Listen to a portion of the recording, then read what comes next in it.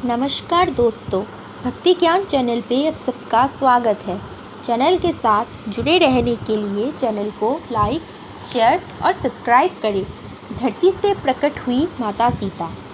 पुरानी कथाओं के अनुसार माता सीता भगवान जनक को ज़मीन के नीचे मिली थी। महर्षि वाल्मीकि जी की रामायण के अनुसार राजा जनक के समय में एक बार मिथिला राज्य में अकाल पड़ गया। ऋषियों ने राजा जनक से यज्ञ का आयोजन करने के लिए कहा, जिससे वर्षा ही और उनका कष्ट दूर हुआ।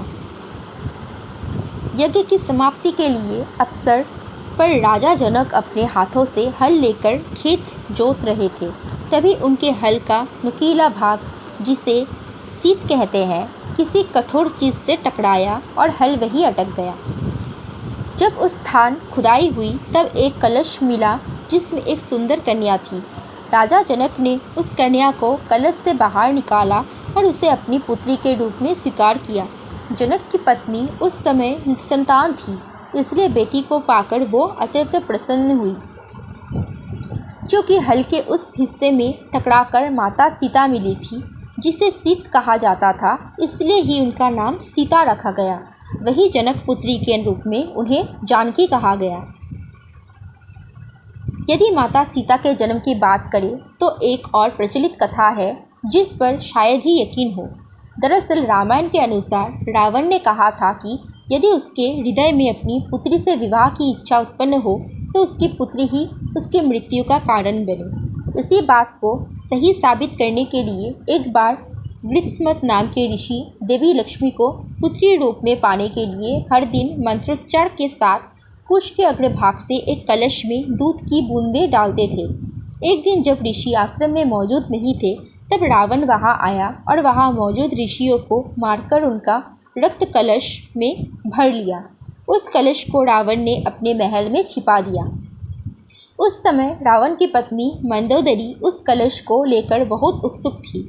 एक दिन जब रावण महल में नहीं था तब मंदोदरी ने उस कलश को खोलकर देखा। मंदोदरी कलश को उठाकर उसमें रखा हुआ रक्त पी गई, जिससे वो गर्भवती हो गई। मंदोदरी का ये भेद किसी को पता ना चले, इसलिए वो लंका से बहुत दूर अपनी पुत्री को कलश में छुपाकर मिथिला भूमि में छोड़ आई। इस प्रकार सीता जी का जन्म हुआ और वे रावण की पुत्री होने के साथ उनकी मृत्यु का कारण भी बनी। देवी सीता के जन्म की तीसरी कथा वेदवती नाम की एक ब्राह्मण कन्या से संबंधित है, जिसका उल्लेख ब्रह्मवेद पुराण में मिलता है। इस कथा के अनुसार एक समय वेदवती भगवान विष्णु को पति के रूप में पाने के लिए तपस्या कर रही थी। हिमालय पर भ्रमण करते हुए रावण की नज़र वेदवती पर पड़ी और उसके मन में वेदवती से विवाह की विचार आया।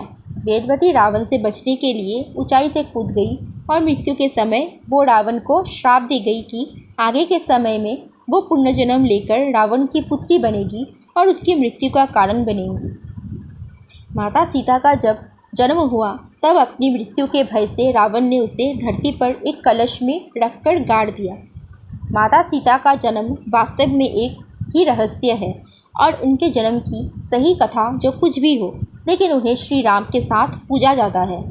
अगर आपको ये स्टोरी अच्छी लगी तो उसे लाइक, शेयर और सब्सक्राइब अवश्य करिए। धन्यवाद।